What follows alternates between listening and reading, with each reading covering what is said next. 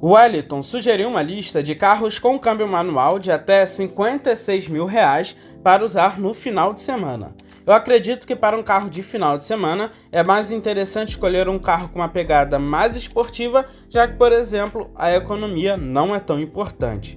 Eu separei algumas opções bem legais, fique no vídeo até o final. Meu nome é Luciano e eu apresento o canal Carros.com. Mas antes de começar o vídeo, vou pedir para quem não é inscrito se inscrever e deixar o like. Se puder, também compartilhe o vídeo. Dessa forma, você vai me ajudar a chegar mais rápido nos 70 mil inscritos. Então, bora para o vídeo.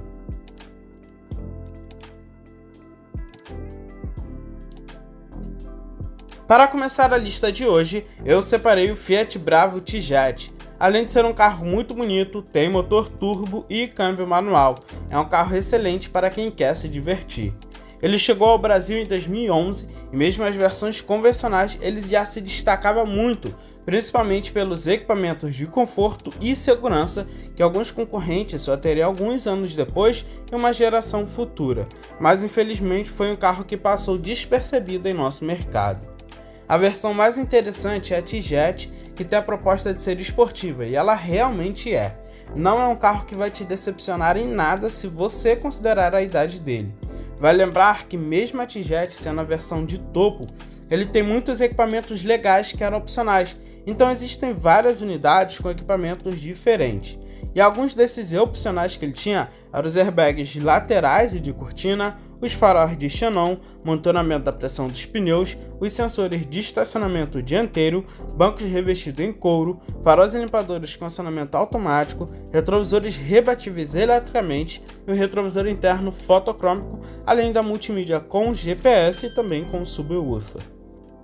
Mas, no geral, ele tem os principais equipamentos de série, como o teto solar panorâmico, que é muito bonito e combina super com esse carro, e também o controle de estabilidade e tração, que aqui no Bravo, apenas a versão TJet tem esses dois itens. Infelizmente, as versões anteriores também já poderiam ter, mas o interessante é que essa versão aqui já tem de série, é um item importantíssimo de segurança. Outro destaque também do TJet é o bom espaço interno. Por ele ser um hatch médio, ele tem um bom aproveitamento. Ele tem um entre-eixos de 2,60 metros e uma largura de 1,79 metros. O porta-malas tem bons 400 litros, sendo um dos maiores porta-malas da categoria e até se aproxima de alguns sedãs médios. Porém, o mais interessante dessa versão com certeza é a mecânica. Em termos de motorização, já temos até uma bem conhecida, 1.4 Fire, mas ele aqui é turbo alimentado e tem algumas melhorias. Ele não é flex. Ele gera 152 cavalos a 5.500 RPM e 21,1 kg de torque a 2.250 RPM. O câmbio que ele utiliza é um manual de 6 marchas. Ele faz de 0 a 100 km por hora em apenas 8,7 segundos e atinge uma velocidade máxima de 206 km por hora. O consumo dele é ok, razoável, ele faz na cidade 9 km por litro, na rodovia 10,4 km por litro. Em parte, o Bravo TJet tem uma manutenção muito simples e barata, já que compartilha várias peças com as versões convencionais e com outros modelos da Fiat. O interessante é sempre buscar por um modelo bem revisado e conservado, pois se não for um carro bem cuidado, pode sim dar dor de cabeça. Um Fiat Bravo TJet 2013 tem preço médio entre 40 e 58 mil reais, uma baita opção por esse preço.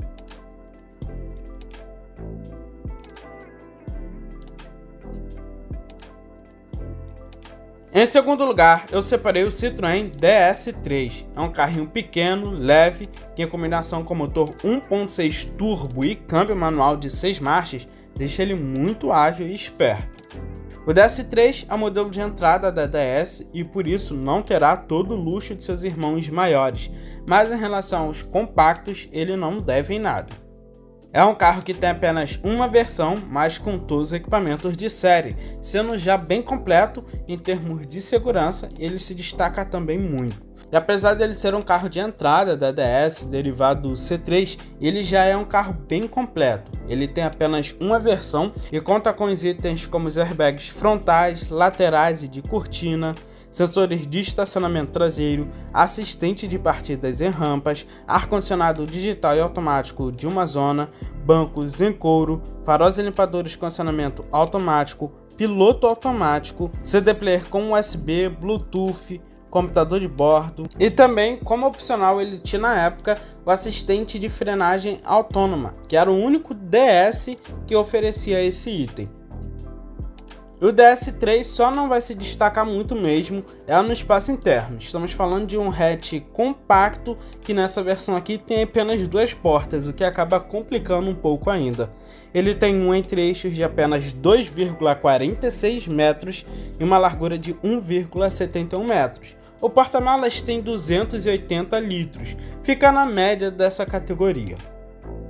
Porém, aonde ele mais se destaca é na mecânica. Ele usa o famoso motor 1.6 THP turbo com injeção direta, porém ele ainda não é flex. Ele gera 165 cavalos a 6.000 RPM e 24,5 kg de torque a 1.400 RPM. O câmbio que ele utiliza é um manual de 6 marchas.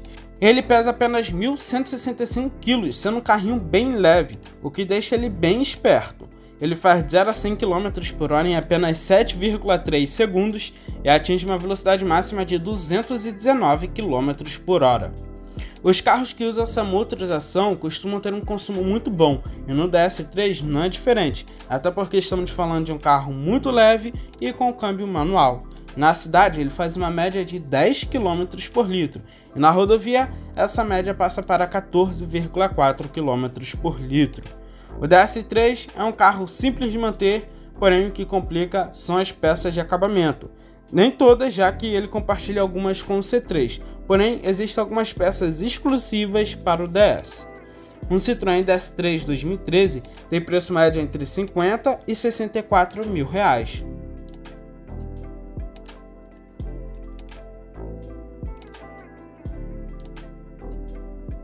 Outro carro mais tranquilo, principalmente em relação à manutenção, é o Renault Sandero.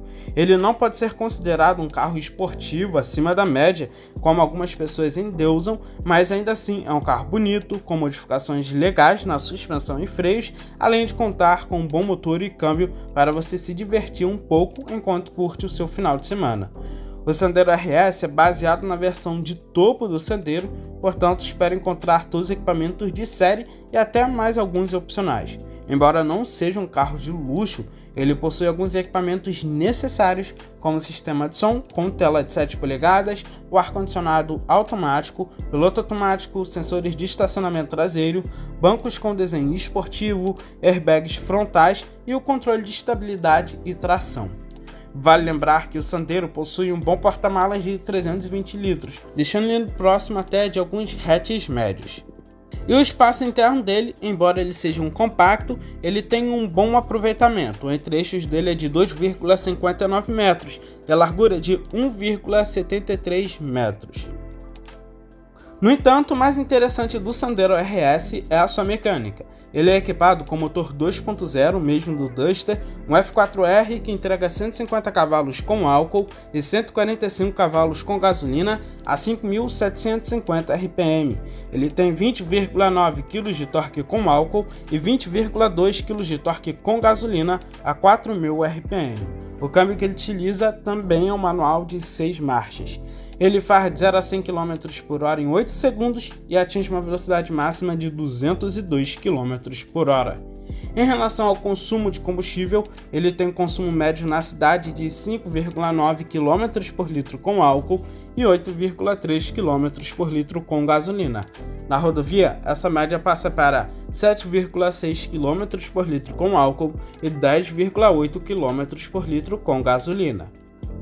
Além das mudanças na estética, o Sandero RS recebeu algumas melhorias no freio, que passou a ser a disco nas 4 rodas, e na suspensão, que é mais firme e 2,1 cm mais baixa que a suspensão do Sandero convencional. Um Renault Sandero RS 2016 pode ser encontrado por cerca de 50 mil reais a no máximo 55 mil reais.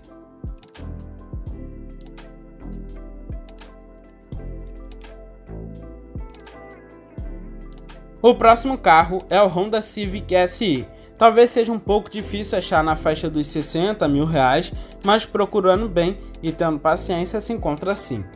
É um excelente carro que não tem um preço tão puxado se a gente considerar que é uma versão mais esportiva. Com certeza todo mundo já ouviu falar da versão SI, que traz muitas melhorias não só na estética, mas também na mecânica. Por fora, a diferença que você percebe em relação às versões anteriores são as rodas de 17 polegadas e o aerofólio. Essas pequenas mudanças deixam o SI até bem mais bonito. No interior, ele tem algumas pequenas mudanças, como os bancos esportivos, alguns acabamentos e a iluminação do painel, que passa a ser vermelha, enquanto nas versões convencionais é azul. O interessante do SI também é que, no geral, você vai estar levando um carro familiar para casa, um sedã médio. Então, em espaço interno, você tem um bom aproveitamento, embora não seja o maior sedã da categoria daquela época. Ele tem um entre-eixos de 2,70 metros e uma largura de 1,75 metros.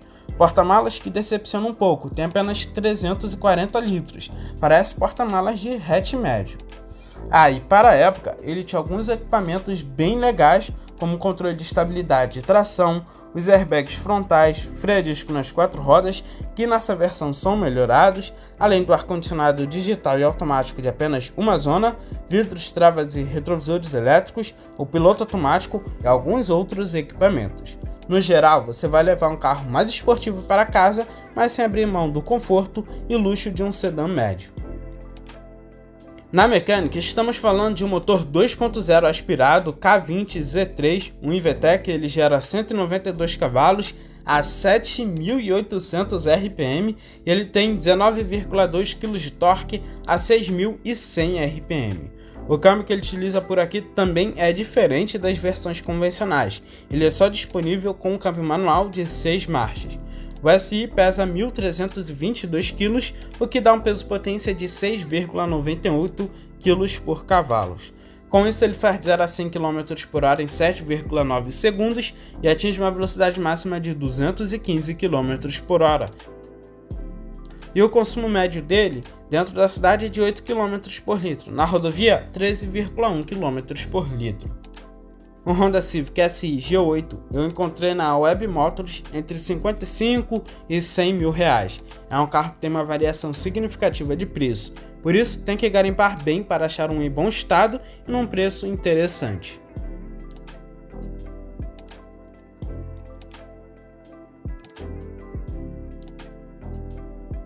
Em último lugar, eu separei um carro bem legal, que é o Volvo C30 na versão com motor 2.0 e câmbio manual. No geral, ele é um Focus de gravata, usa a mesma plataforma, mecânica e tem praticamente os mesmos opcionais. Então, é um carro premium que você vai levar para casa, um Volvo, mas com uma mecânica bem robusta e relativamente barata e fácil de manter. Para quem quer um carro até mais esperto, ele tem sim a versão 2.5 Turbo, que eu acho bem mais legal, mas essa 2.0 você se livra de toda a dor de cabeça e vai continuar andando em um Volvo, carro que se destaca em tecnologia e segurança. Mas também esse carro é bem nichado, o espaço interno traseiro dele não é tão legal e tem apenas 2 portas. Seria mais como se fosse um carro de final de semana mesmo, ou para uma pessoa que não precisa levar muita bagagem. O C30 2.0 é disponível na versão de entrada e na versão S. O motor que ele usa é um motor 2.0 Duratec de origem japonesa, exatamente com a mesma potência do Focus, 145 cavalos a 6.000 RPM e 18,9 kg de torque a 4.500 RPM. Ele tem a opção de câmbio automatizado, mas essa versão 2.0, mais legal, é com câmbio manual, que é um de 5 marchas. Ele faz de 0 a 100 km por hora em 9,4 segundos e atinge uma velocidade máxima de 210 km por hora. O consumo do C30 é assim um pouco puxado. Na cidade, espere uma média de 7,9 km por litro. Na rodovia, 10,6 km por litro. O C30 nessa versão tem a vantagem de ter um custo relativamente baixo de manutenção para um Volvo, além das peças que dá para encontrar facilmente, pelo menos de mecânica. Já de acabamento pode ser um pouco mais difícil. Um Volvo C30 2.0 com um câmbio manual entre 2008 e 2011, você vai encontrar na faixa de preço entre 38 e 45 mil reais. Bom, e esse foi o vídeo de hoje. Deixe nos comentários quais dessas opções vocês levariam para casa. Se você tem uma sugestão de lista, também comente aí para eu trazer futuramente. Forte abraço, valeu e fui!